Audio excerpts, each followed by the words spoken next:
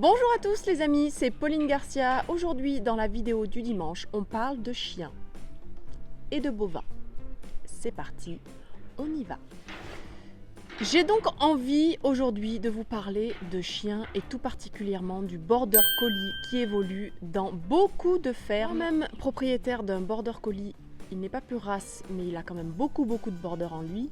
Donc j'ai appris à côtoyer cette race et j'ai envie de vous en parler aujourd'hui. On va donc s'intéresser au comportement du chien et au comportement du bovin.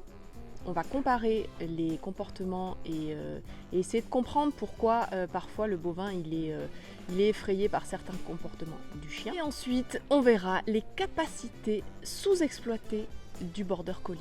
Oui, je pars du principe que quand on a un Border Collie, on a une Ferrari entre les mains. Si on n'a pas le permis pour conduire cette Ferrari, on passe à côté de plein de bienfaits. Donc on va essayer de voir qu'est-ce que le Border Collie peut faire en dehors de la ferme. Faisons une petite comparaison rapide entre le chien et le bovin. Le chien carnivore, omnivore, avec un instinct de prédation très marqué. Le bovin herbivore, avec un instinct plutôt placide, mais quand même très observateur autour de lui pour justement capter un éventuel prédateur. On va donc se concentrer sur deux sens, la vision et l'audition chez le chien et le bovin. Le chien a donc plutôt une vision binoculaire, donc avec ses deux yeux de devant. Son champ visuel est beaucoup moins large et beaucoup moins développé que le bovin. C'est normal, on est face à deux espèces différentes et les besoins de protection ne sont pas du tout les mêmes. L'herbivore, il a intérêt à voir beaucoup autour de lui pour capter éventuellement un prédateur. Comment fonctionne un carnivore et un herbivore? Alors prenons l'exemple du Border Collie, c'est une espèce, donc c'est un chien qui est en perpétuel mouvement. Le chien, il faut savoir que l'allure du pas, il la pratique très peu, il est plutôt souvent au trot et au galop lors de ses déplacements. Donc c'est plutôt un chien dynamique, énergique, en mouvement autour du bovin. Et à côté de ça, on a notre bovin qui est placide, qui aime la tranquillité, qui aime le calme et qui a une vision saccadée, c'est-à-dire qu'il perçoit tous les mouvements rapides de manière accélérée et ça a tendance à le stresser. Donc, on réfléchit, un chien qui est autour du bovin en permanence, en dehors de son travail de rassemblement, un chien qui court le long des cornadis dans les couloirs d'alimentation, un chien qui se trouve des occupations souvent dans le mouvement, va beaucoup solliciter la vision du bovin et peut vraiment l'agacer très fortement. Donc déjà, on est face à une contradiction, c'est-à-dire que le bovin, il perçoit de manière pas toujours très agréable les déplacements perpétuels du chien. Le chien, il a tendance à... il apprécie beaucoup de vocaliser, ça fait partie de son mode de communication et les sons sont très souvent aigus et ça peut vraiment perturber le bovin parce que le bovin est très sensible aux sons aigus. Donc un chien qui jappe, un chien qui vient aboyer en permanence sur le bovin n'apporte pas du confortable à nos amis les bovins. Pourquoi nos Border Collie bougent beaucoup en dehors de leur fonctionnement normal, puisqu'un chien c'est quand même normal qu'il soit en activité. Maintenant, pourquoi les Border Collie se trouvent des fausses activités entre guillemets et peuvent parfois plus japper et plus vocaliser?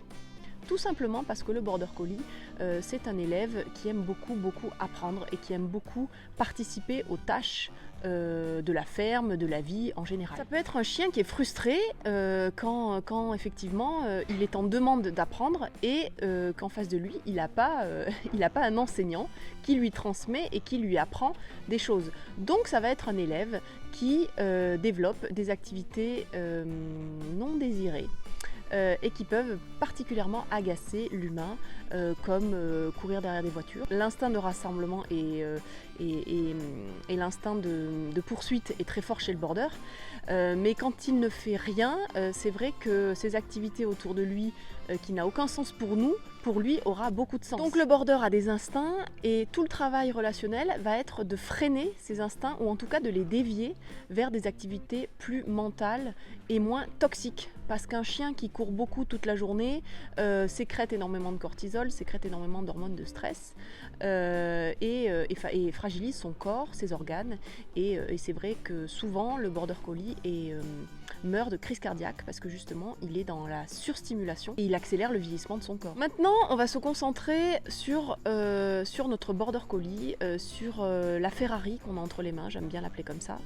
Et cette Ferrari, malheureusement, on n'exploite pas assez ses capacités d'apprentissage et son dévouement.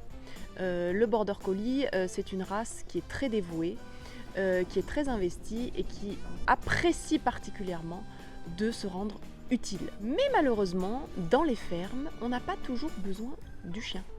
Il y a des moments de la journée où effectivement on va avoir besoin de lui pour rassembler les animaux, le matin et le soir en élevage laitier pour ramener les animaux à la traite. On peut avoir besoin de lui en allaitant pour aller chercher les animaux en extérieur, les rassembler pour les ramener dans un corral par exemple. Mais à certains moments de l'année et à certains moments de la journée, on n'a pas forcément besoin de l'aide de notre chien de ferme. Notre border collie, il aime aider tout le temps. Il aime tout le temps se sentir utile. Donc quand on ne fait pas appel à lui, il va chercher des activités compensatoires. Et c'est malheureusement pas des activités qui nous plaisent. Le défaut aussi de ces fermes qui accueillent un border collie, c'est de n'utiliser le chien que pour une seule activité, c'est-à-dire une activité en lien avec les bovins. Les bovins, les brebis, enfin c'est une activité liée aux animaux. Donc ce sont des chiens qui sont vraiment focus sur ces activités-là et ils deviennent presque névrosés parce qu'ils veulent absolument aller contribuer et participer aux tâches en lien avec les animaux. Quand on leur refuse ces activités, ils sont frustrés et ils développent des activités compensatoires et des activités non désirables. Étant propriétaire d'un border, j'ai vite compris que j'avais un élève à côté de moi, en face de moi, et qui me demandait à chaque fois « Qu'est-ce que je peux faire pour t'aider ?» Donc je me suis dit, ben écoute, on n'est pas tous les jours sur la ferme, enfin en tout cas si, mais on n'est pas forcément tous les jours en contact de l'animal et je n'ai pas tous les jours besoin de son aide. Donc j'ai commencé à proposer à mon chien différentes possibilités de me venir en aide. Donc on va chercher le sac.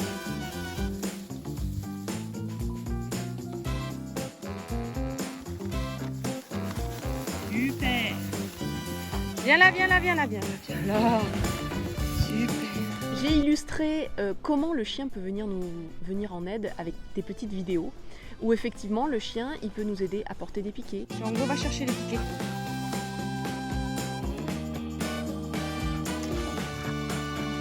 Tu le poses. Très bien. Va chercher l'autre.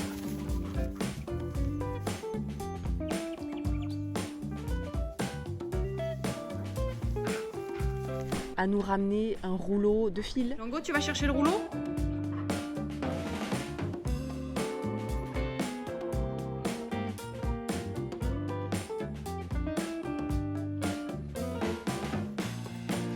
Super! Super!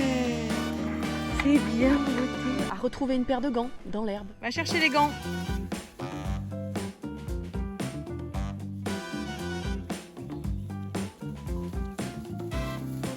Super. Il peut nous aider à ramener une bassine. La bassine.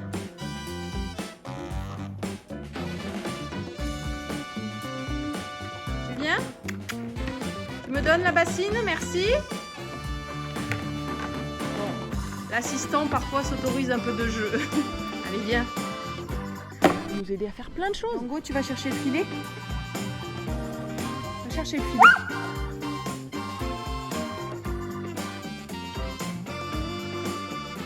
Très bien, on va le mettre dans la poubelle là. Viens. On le met là. Très bien mon chien. Super. C'est vrai que quand le chien se rend utile, on sent vraiment qu'on contribue à son épanouissement. Et que du coup, on va limiter l'apparition des comportements non désirables. Le border collie, c'est un chien qui est beaucoup sollicité sur le plan physique. C'est vrai qu'il est dynamique, énergique, athlétique. Donc on va mettre en avant beaucoup ses capacités dans le rassemblement de troupeaux, pour aller chercher des animaux loin, donc ça va lui demander de l'endurance. Donc c'est vraiment les capacités qui sont mises en avant dans son travail.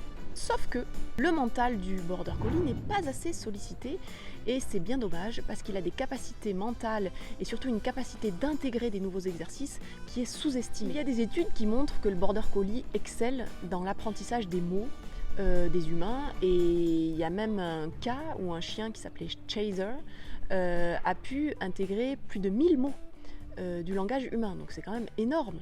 Un chien qui est capable de comprendre autant de mots, qui est capable de faire la différence entre des mots. C'est pour cela qu'il va falloir proposer des activités mentales à son border collie qui ne sont pas forcément en lien avec la ferme, qui peuvent être dans la ferme, mais pas forcément liées aux animaux. Donc dans les vidéos que je vais vous montrer, où mon chien m'aide à porter du matériel, déjà il faut qu'il aille trouver l'objet, donc ça va faire travailler son flair, chose qui est hyper stimulant et hyper bienfaisant pour un chien de travailler son flair. Et puis ça va l'occuper différemment et ça contribue à son bien-être. Va chercher la ficelle.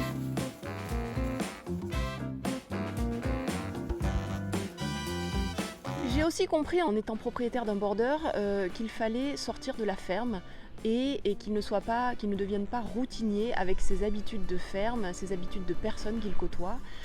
Donc depuis le plus jeune âge, j'ai favorisé des rencontres avec d'autres chiens pour travailler ses codes sociaux. J'ai fait des cani rencontres, des cani randonnées avec Véronique Valli notamment, qui est coach et éducateur canin.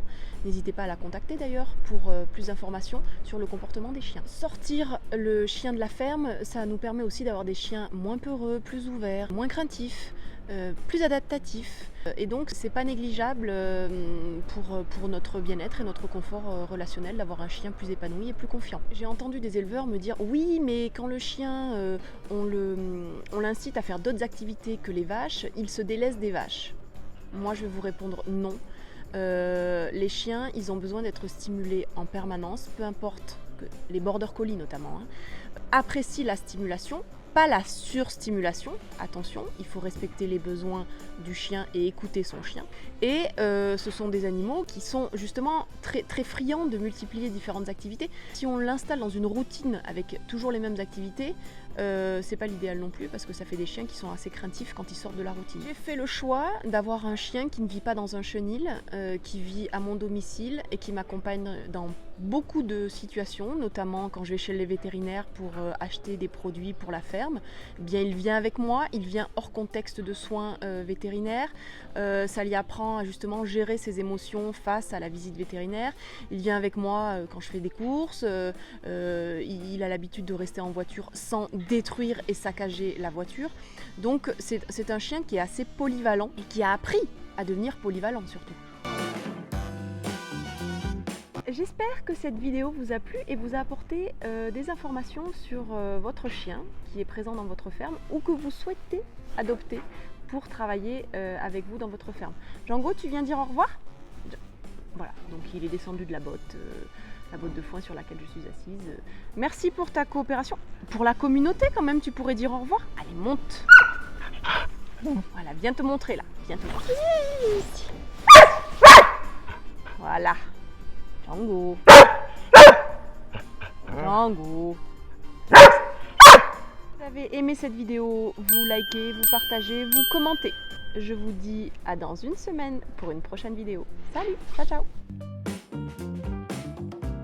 Django va chercher la poignée.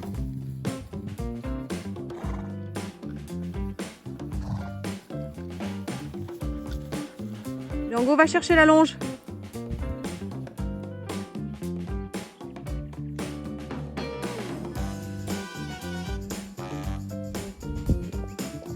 Super. Parfois ça m'arrive de perdre ma casquette. Aucun problème avec Super Assistant.